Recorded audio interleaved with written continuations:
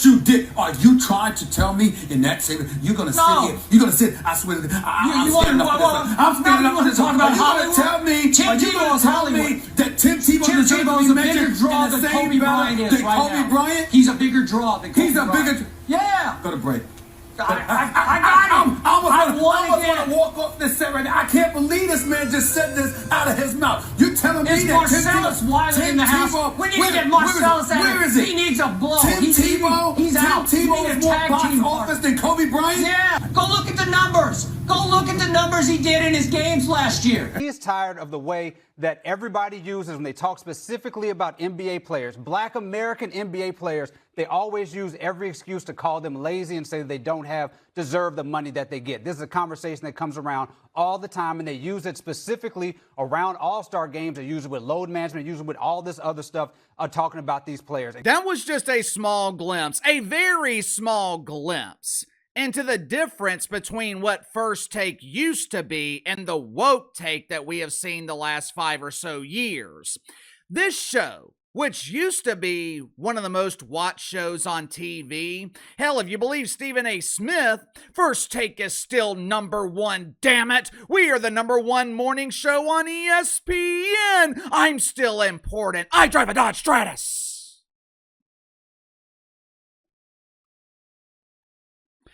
Stephen A. Smith can claim all he wants that First Take has been #1 for 15 years, but there's just no denying the fact that the influence and overall interest in the show is declining. Think about it. When is the last time you heard anything about First Take? When is the last time you saw them in the headlines? When is the last time one of their clips went viral on social media? When Shannon Sharpe, hey, it's me, Shay Shay. Say what you want about the grown man who weirdly refers to himself as Shay Shay, but when Shannon Sharpe was on the show, First Take was a hell of a lot more interesting. When it was Skip Bayless and Stephen A. Smith, First Take was must-see TV.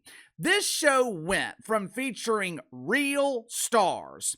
This show went from Skip Bayless to Crying Ryan Clark. They went from Shannon Sharpe to some dude who looks like he is the lieutenant of the Boy Scouts named David Dennis Jr.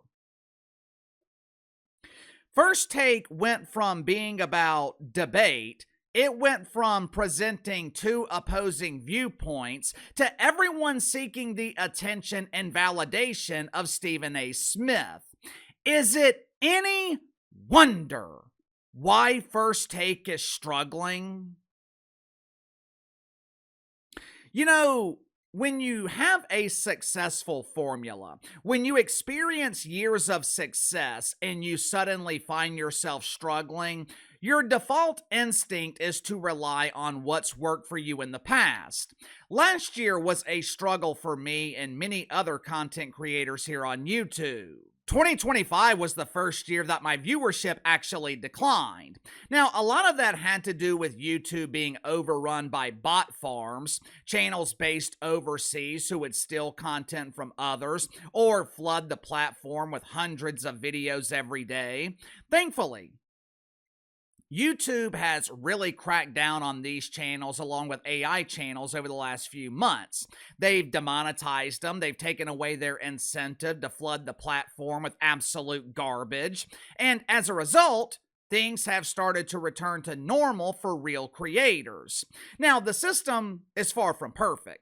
There have been some real creators who have been demonetized, which obviously is no bueno. But YouTube is a hell of a lot better than it was last year. However, that was not the only reason my viewership declined last year. I was also to blame. When you experience success and you go through struggles or adversity, your natural instinct is to rely on what worked for you in the past. I'm sure you guys have noticed over the last 6-7 months, haven't been talking about CNN ratings or MSNBC. Haven't been talking about the Yentas on The View. I still talk about the WNBA, but I don't talk about pretend basketball nearly as much as I did last year. I went back and looked. There were months last summer when I was talking about the dump on a daily basis. Eventually, I realized that I needed to change. I needed to freshen things up. I quit talking about a lot of the same topics because you guys quit watching. I saw your comments. I saw the complaints about the abundance of make-believe basketball videos. I know it sounds easy, but making a change is tough.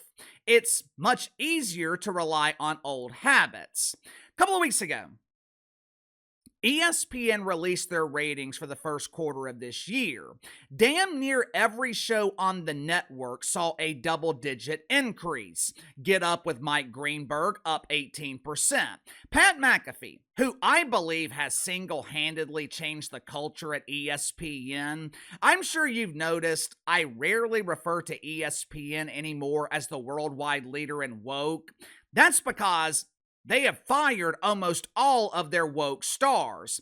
And I think Pat McAfee indirectly caused it because he proved that a show featuring dudes talking about sports could draw an audience on a sports network. Pat McAfee's ratings up 16%. Meanwhile, First Take up 5%. And if you exclude the bump that shows are getting from Nielsen's new rating system, First Take ratings, they would probably be down 5%. The show is stale. It's boring. It's grown men groveling for the attention and validation of their Lord and risen King, Stephen A. Smith. First Take needs to make a change. They need to freshen things up. And to their credit, ESPN seems to recognize that change is needed. Unfortunately, though, for Stephen A. Smith, this particular change ain't gonna work. Make sure to like and subscribe. You can follow me on Twitter at KC_BTL84. Link to the second channel's in the description below. Earlier today on the second channel, talked about ESPN aggressively pursuing Steve Kerr. As you guys know, ESPN's coverage of the NBA is the drizzling shits. They are desperate to hire Steve Kerr to bring some much-needed credibility to their NBA coverage. But many believe this is a mistake. With ESPN distancing themselves from the woke fungus, doesn't really make sense to hire one of the lead deacons at Woke United Methodist. But I explain why hiring Steve Kerr could actually work. So if you haven't already, click the link in the description below, subscribe to the second channel. Headline at the New York Post: Skip Bayless will reunite with Stephen A. Smith and one-time return to ESPN. Reunited and it feels so good. I understand why ESPN thinks it's a good idea to rebuild this marriage. Stephen A. Smith and Skip Bayless, they have the one requirement that is needed to make a television marriage work. Stephen A. and Skip have chemistry. They both know their relationship roles, and they both play their roles to perfection. And both Stephen A. and Skip Bayless, they are better performers when they have someone to play off of. Skip Bayless is the contrarian. He's the antagonist. He doesn't mind not being liked by the audience, doesn't mind being vilified, doesn't mind being outlandish. Stephen A. Smith brilliantly plays the role of magnifying Skip's outlandish points. For years, this combination worked to perfection. Skip Bayless would try to convince us that Tim Tebow's a huge star. He's the best quarterback in the NFL. Stephen A. Smith would overreact. He would flip papers off the desk, or he would just walk out of the studio altogether. But just because it worked back then does not mean it will work now. For starters, Skip Bayless is not the mainstream draw that he used to be. Now, part of that can be blamed on his age, but in fairness to Skip Bayless, the main reason he's not as big of a draw is because Shannon Sharpe and his other pretend friends in the media, they destroyed his career. The overreaction to his Damar Hamlin tweet 3 years ago, Shannon Sharpe refusing to show up to work the next morning. I can't go to work. I can't face Skip. He's being a meanie.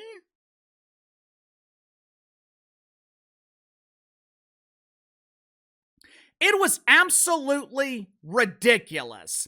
If it wasn't for Skip Bayless, Stephen A. Smith and Shannon Sharpe, they would not be where they are today. Skip Bayless literally saved their media careers. No one wanted to work with him, and Skip Bayless, he gave them a life jacket when everyone else in the media was waiting on their careers to drown. And how did they repay him? They shit on him. They vilified him. They demonized him. They went on each other's podcast and gossiped about Skip Bayless like two teenaged girls. Whatever the reason, Skip Bayless just isn't the mainstream draw that he was in the past. But I think ESPN has even bigger problems with First Take. I think the main reason the show is struggling, I think the main reason First Take isn't as interesting, Stephen A. Smith seems to be checked out. Remember last year when Stephen A. announced that he was launching 2 new shows on SiriusXM? Remember how I said Stephen A. Smith was at risk of being overexposed? As it turns out, he's also at risk of being overworked. Doing 2 hours of live television every morning, that is grueling. It's tough. Obviously, it is a full-time job. Keeping up with sports, keeping up with the NFL, the NBA, college football, college basketball, it's tough. Now, it's a bit easier now for Stephen A. Smith because he doesn't have to worry about debating someone, and you can tell he's not putting the same level of preparation into First Take. If I had to guess, Stephen A. Smith doesn't have the time. He has his show on YouTube where I believe he does 3 shows a week. Me personally, I think his YouTube show is a hell of a lot better than First Take. He has 2 shows on SiriusXM. He's constantly being interviewed on other channels, spending 3 hours last week being interviewed by Cam Newton. He makes appearances on News Nation with Chris Cuomo. Hey, it's me, Chrissy C. He's keeping up with politics, which is even more difficult to keep up with than sports. There's just not enough time in the day to do it all. I don't care how much money someone else is paying you. You will never work harder for someone else than you will working for yourself. Now, is Stephen A. Smith putting most of his focus, most of his effort into his own production company, into his own shows? Is he giving that more attention than he's giving First Take and ESPN?